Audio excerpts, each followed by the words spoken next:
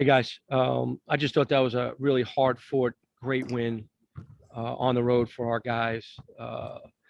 You know, I'm caught up in the game, but it must have been an enjoyable game to watch. I thought both teams were just flying up and down the court, making plays.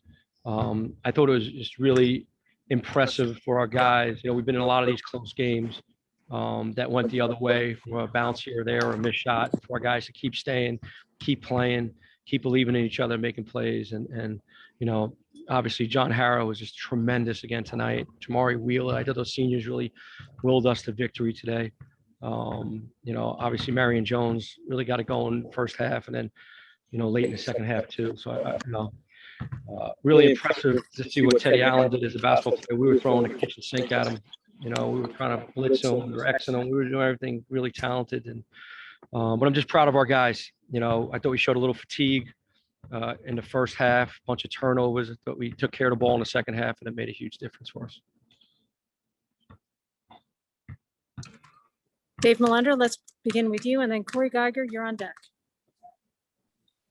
Hey, Coach, can you talk about the way how your team looked tonight after the last two games, which were very hard-fought games? Yeah, well, do you mean like fatigue-wise? I thought we looked a little fatigued. Obviously, flying here from Iowa after a really tough battle, staying on the road, that's always a tough thing to do. But you know what? These guys haven't given up at all this whole year. Yes, we're frustrated. We get, upset when we lose a game close that we're up. But these guys just keep believing, man. They keep believing and they keep working. There's a lot of love in this huddle, man. These guys keep fighting for each other. And I think you saw that tonight. This could have been a very easily, when they made that run back at us, that they could have put their heads down and stopped and said, here we go again. And they didn't. They just kept playing and kept believing each other. And really, really proud of this group. Corey Geiger, let's come to you. Jim, was there anything specific that you noticed that allowed you to hang on and win this time? Obviously, you did make shots. And this was a great night for Penn State basketball. Lamar Stevens won an NBA game with a dunk with 4 seconds to go. I'm not sure if you know that. I did not. That's awesome, though. He won it, yeah. So if I could get you to speak on what Lamar, that. But how were you able to hold on to this? Just belief, guys. Listen, like we go over situations all the time. We execute in situations all the time. We had a turnover late against their press. We had an and one that we gave up, but we still just kept staying with what we were doing. I think we executed that late inbounds play to get the ball in. Jamari made his free throws. MJ made his free throws. When they made that run back and tied the score, it very easily could have been oh God, here we go again. And it wasn't. The guys that just keep fighting and keep believing. I thought we defended and rebounded. We took care of the ball in the second half.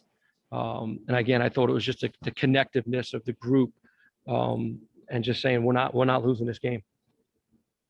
Justin Morgenstein, you've got the next question. And then Ben Jones, you're on deck. Jim, it seemed like you guys tonight, kind of alluding to what you just said, were able to prevent that scoreless run that happened the last few games, despite the production of Allen. Was that a priority in your game plan, or do you even go about, how do you even go about doing something? Listen, it's always a priority. We don't ever, try to plan for having a drought. We don't ever want to have a drought. So it's always a priority to try to score. And like we said, we've gotten good shots. The big thing is just believing and you can't put your head down. We executed, we went inside to John, kept the ball within MJ and John's hands, making plays to get to the foul line. But we also came up with big stops and big rebounds when we needed to too, when we weren't scoring. So I thought our guys, really just stayed together, stuck together and just keep playing. And again, we've had so many games that the ball didn't go in for us, or we've missed a free throw. And we come up a little short. So tonight to do it on the road, I think, like I said, I'm really proud of these guys. Ben Jones, let's come to you. And then Dave Eckert, you're on deck. We're going to go through just one time so we can get Myron Jones here for you and then get on our flight back to State College. Jim, it's hard for a guy like Jamari Wheeler in the 11th hour of his college career to add three-point shooting to his repertoire. What does that sort of say about the work that he's put in, that him shooting threes has gone from something you wouldn't want him to do to something that he is now pretty good at? Work ethic. He really put in the time. If you guys remember, I think he started the season with 3 threes or 4 threes in a game. And what I said to you guys was he earned the right to take those. Like, he has worked extremely hard and has continued to all year. He's earned the right to take those shots, and he's put the time in. and we all trust him. His teammates trust him. Everybody trusts him. And, you're talking about one of the most fierce competitors in the Big Ten, and the big three that he hit late for us. I mean, that was just, what do you want to call it? It showed a lot of onions, but he put the time in, and he stepped into it and he shot it, and the same goes for MJ and Miles. Like, these guys work. They work. They deserve to take, and they deserve to make these shots. Dave Eckert, let's come to you. Evan Patrick, you're on deck, and then Tanny and Luce, you're going to wrap up this session, and we'll bring out MJ. Hi, Jim. I guess just following up on that was, 3-point shooting something with Jamari that you guys, asked him to try to develop a little bit more, or is that something he kind of took upon himself to do? No, I mean, we always try to improve these players, right? We don't just, recruit them and then throw them out there and say good luck. Like, we're trying to work on developing these guys all the time, and we put the time in with these guys, and we work with them, and we, but it's also the work ethic of these guys. Like I said, I've known Jamari since he's been 16 years old, and there's always potential. In my mind, Jamari's jump shot was never broken. In my mind, I think it just needed, time to work on it, which he's really done a great job on his work on it. And then, as you see, we give great confidence to our guys. It's all we've been talking about is confidence among ourselves and to each other, and allow them to make plays. And Jamari, he's a senior now, and he knows when to take him and when not to. So I really trust him. Evan Patrick, let's come to you for your question, and then Tanny and Luce, you'll wrap up this session.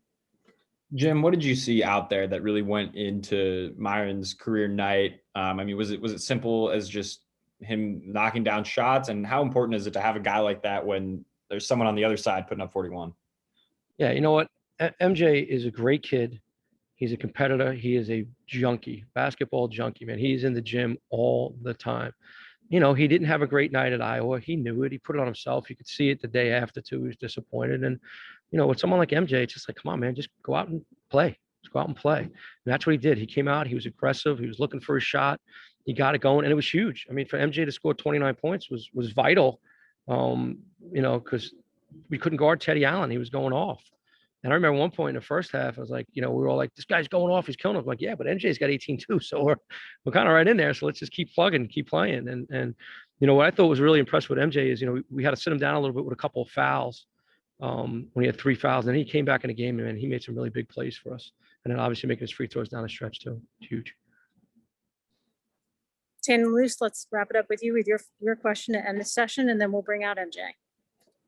Coach, just coming back to what was said about Lamar and his game winner earlier. I mean, this was yet another game where you're just coming tight situation down the wire. What has the difference been between like this season and the last season, where you don't have a guy who everyone knows is going to get the ball like Lamar Stevens?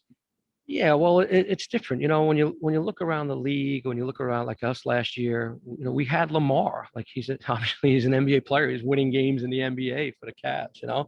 So we had that, and it allowed everybody else to play with a little bit more comfort, or they were double teaming Lamar. So if you just play unselfishly, we're going to find a really open shot, wide open shot.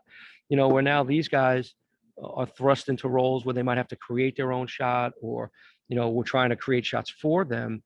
But it's been different. We've had Tony Carr, then we had Lamar. Like, we had that stretch where we've had those guys, and it's just the way the team is built.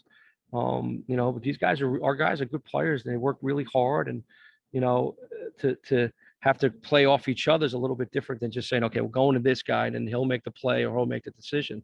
And we really got to trust each other and play off each other. And I think we've been doing that this year. We just maybe haven't made the shot. And then tonight, I thought we did a really good job of doing it and finishing it.